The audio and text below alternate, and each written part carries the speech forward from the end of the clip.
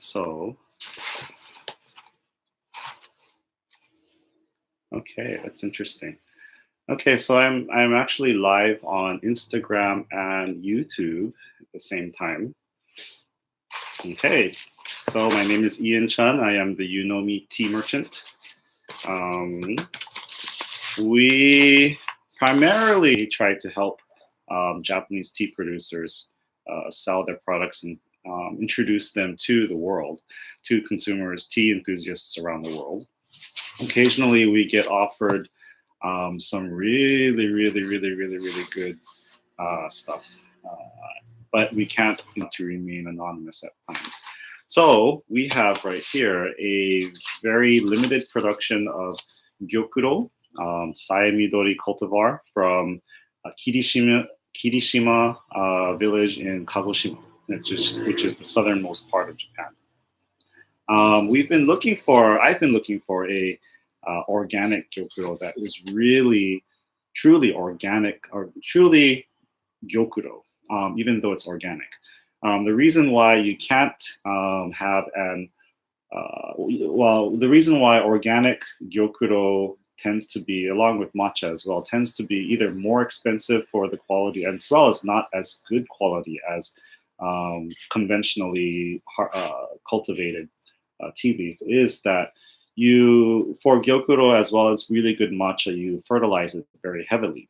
That fertilizer attracts insects, and therefore, in order to have a very pristine or a very good crop, you do need to use pesticides. So if you're going to avoid using a large amount of synthetic fertilizers and grow it organically, to avoid the pests, you can't fertilize it that much.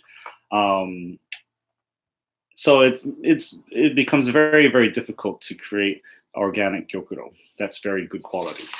But this one farmer has done it using his own organic compost fertilizer that he's made himself, which has allowed him to create this beautiful, delicious gyokuro. So if you can see in here, this is what it looks like. It's hard to see on the video, of course.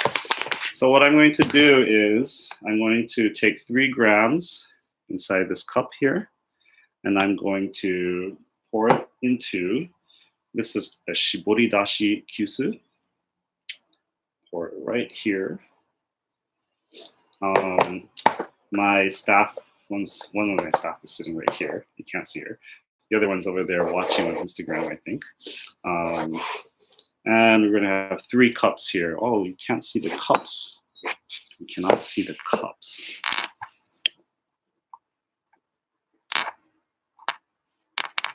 All right. So this is actually, can you hold this? It needs to be plugged in. So, okay. Yeah. Or you could do it this way. Oops. So she's going to hold the camera. So what I have here is a cup of water that has been allowed to cool. It's actually probably cooler than what I usually steep it at. It's usually around 50 degrees. This is probably around 40 degrees Celsius. So we're going to steep it very cool today to really get that umami flavor out of this product. And this is the first, we just received it this morning. So this is the first time I've tasted the sample before. I don't need the rest of this water. We're going to do, this is a 50 milliliter cup. So we're just going to do 50 milliliters. We're going to allow this to sit and steep for maybe 2 to 3 minutes, probably more like 3 minutes because the water temperature is cooler. With cooler water temperature, you will get a flavor that is sweeter with more umami, and this goes with all Japanese green teas. You'll get a much sweeter, stronger umami flavor out of the tea leaf with a cooler temperature because the bitter tasting components of the flavor are extracted at a higher temperature. So the bitter tasting components also overwhelm the umami flavor. So if you extract at a higher temperature first, you end up mixing both the umami and the bitter flavors, and the bitter flavors overwhelm the umami. And obviously, if you like that balance, that's fine. But in order to taste the umami first and then the bitter flavors later, we steep it at a low temperature first. I'm going to keep talking while this steeps. So you can see this is actually, can you get a little close up here? I think you're blocking the light, actually. Move. Let's see if we can get closer into this here. It's hard to see. So as the leaf absorbs the water, you can see that the water level, well, I don't know if you can see it, but the water level is going down a little bit as the leaf absorbs the water. And you could, instead of measuring the time, you could kind of look at the leaf and to see whether it's ready to be poured out or not. So I've steeped it with about 50 milliliters of water, and you can see that as the leaf absorbs the water, it kind of balances out. And in a minute or so, we'll be ready to kind of let it drip into the cups for a taste. Okay. Actually, I'm going to give you this. I'll take this. And we'll take a look at if anybody has any questions at the moment.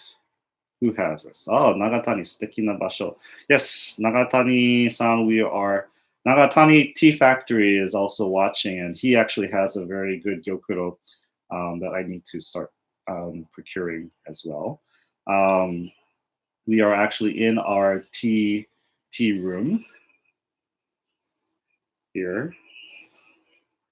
Who else? So convenient to have this on YouTube Live too.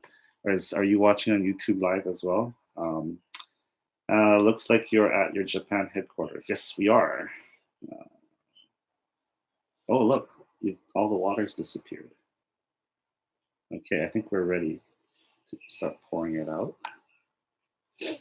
Okay, so this Shibori Dashi Kyusu is also custom made for Yunomi.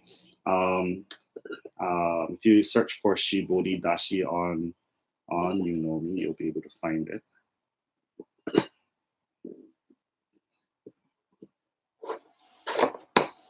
There we go.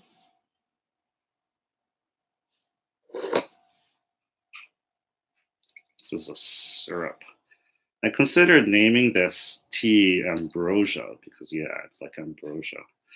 However, we named it Kuchikiri, which is a term that means unseal the mouth or break the mouth, but really means to unseal. The reason is before modern refrigeration techniques,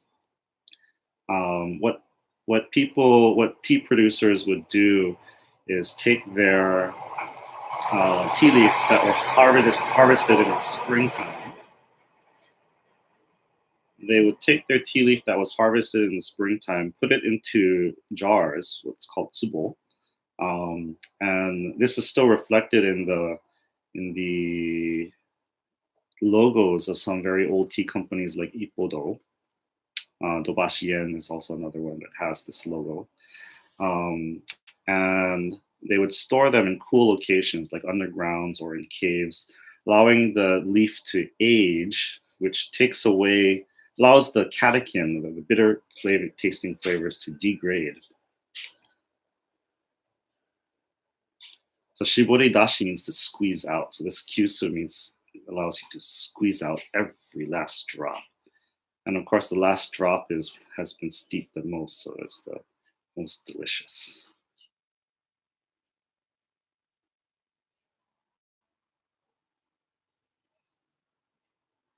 Okay, I think we're done. Okay, Kaoru-san, one for you. Thank you. Sachiko-san, if you're around, please come and get your gyokuro. And cheers. Cheers. Cheers. Let's taste this. Ooh. It's a real explosion of umami flavor. And by this time, especially in this cold room, the gyokuro itself is already cold. It's lost all of its heat. Here you go.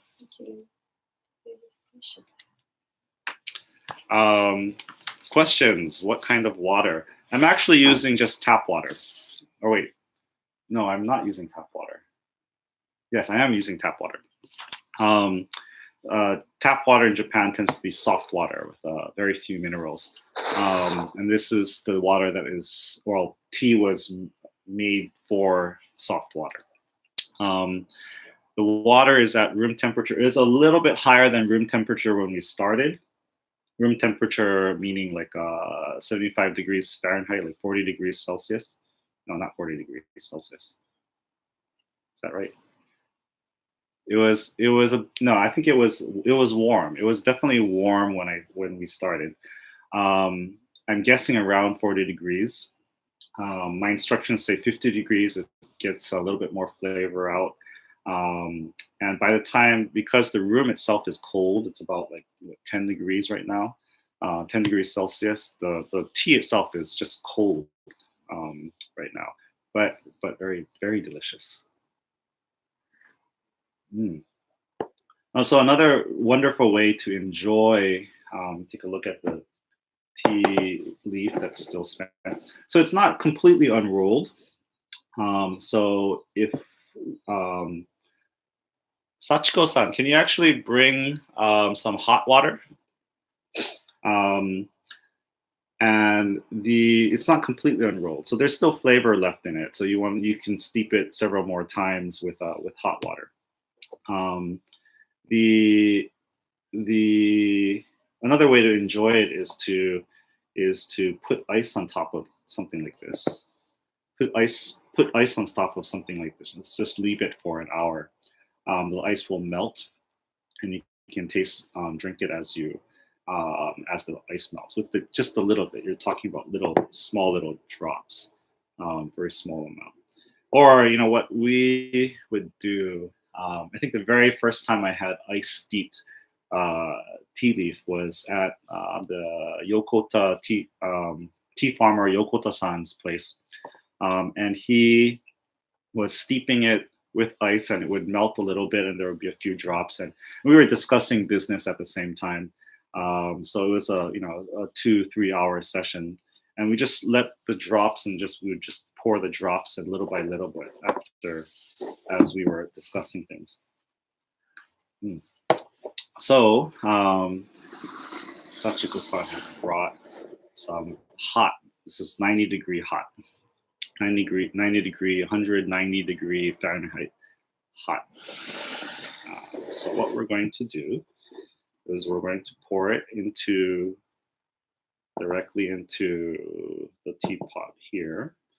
So at this point, this water is probably 80, 90 degrees. And then we're just going to pour it right out into this bowl.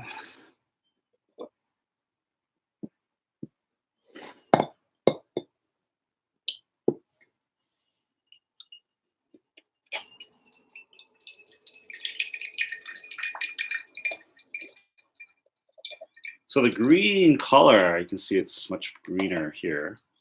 The green color comes out more when you're using hot water than cooler water. With the initial, it's more translucent, more yellow.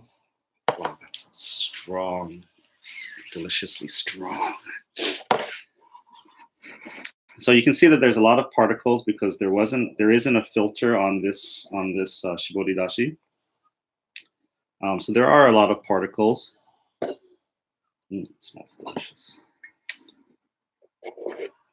But this tea leaf was, I believe it was, I need to confirm. it was steamed lightly, not a deep steam tea, but the leaves were very very young when it was steamed. Therefore, um, therefore it does come out very with a lot of particles. So this is steeped with 80 to 90 degrees, and it's a completely different flavor. It has a little bit of umami left, but it's much more of the astringent catechin flavors. But the balance is very nice. And this room is quite cold, isn't it? Does the size of the bowl matter when you're decanting? Um, the size and the shape of the teapot matters in terms of how the temperature of the water changes as it's steeping. So with something like this, because it's flat and wide, the temperature drops more quickly than if it was a bowl with if there was a lid on this especially. Um, so that changes, and that will affect how the flavor is extracted from the leaf. So if you're using different, I mean, it's a very subtle difference, but if you're using a different type of teapot, then it will steep in a different way. Um, and that subtle difference is, of course, something that's fun to experiment with and try. That's why what the guidelines on any tea from any seller is really a guideline, something that you can take. And for to start with, but the type of water that you use, the conditions of the room, the temperature of the room changes the temperature of the water, the type of teapot that you use will change. So everything, a lot of things are dependent upon your own situation. Mm. Okay, and I think that is a good session today. I'm going to try to have more of these sessions. We need to kind of figure out how to position the camera, the iPhone. Right now, my staff is holding it for me. I like to do this while they need to do their own work.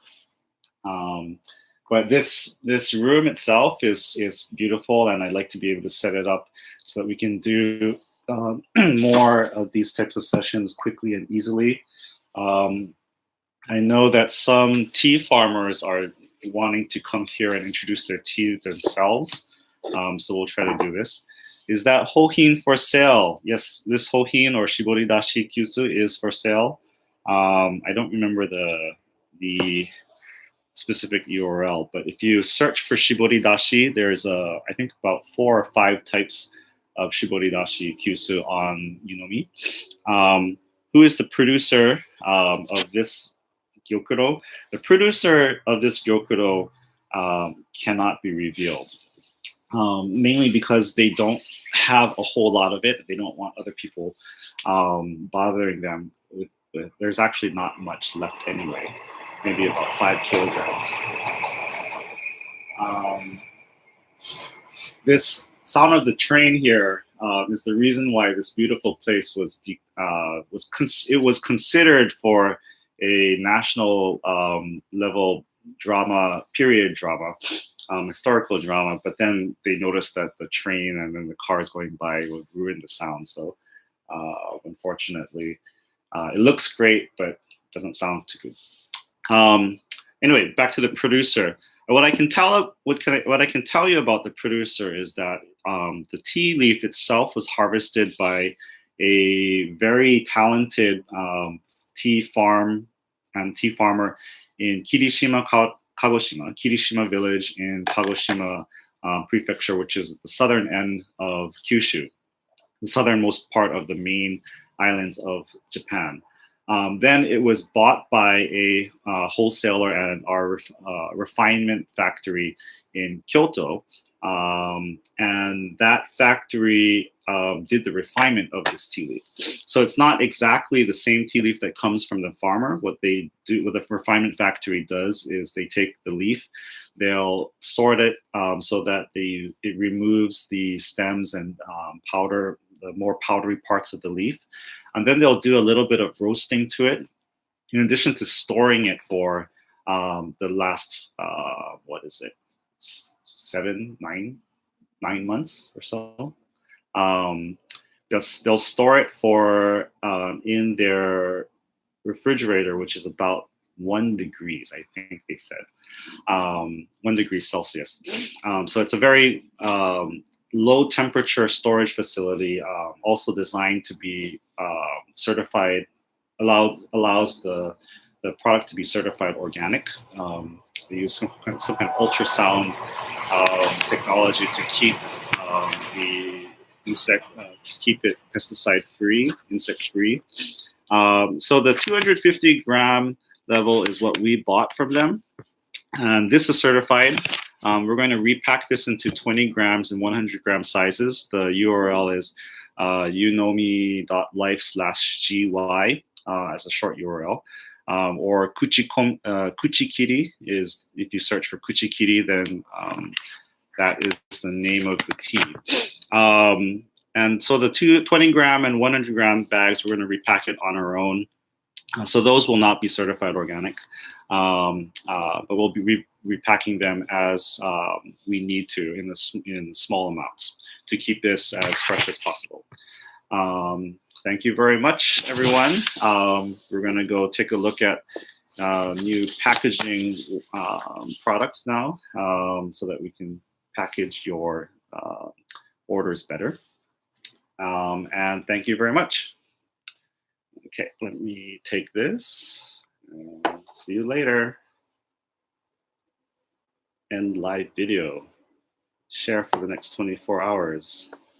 And we're going to end the live video on YouTube. How do you end the live video on YouTube? Here we go.